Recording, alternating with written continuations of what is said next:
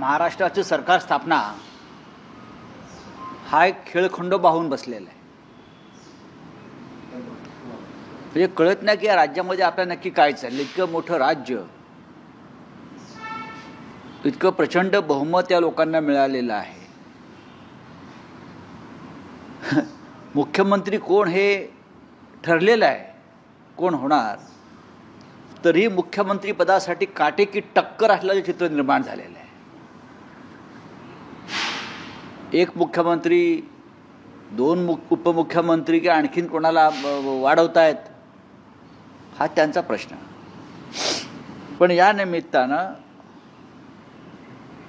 बहुमत मिळून सुद्धा भारतीय जनता पक्ष महाराष्ट्रासारख्या राज्यामध्ये वेळेवर सरकार स्थापन करू शकला नाही.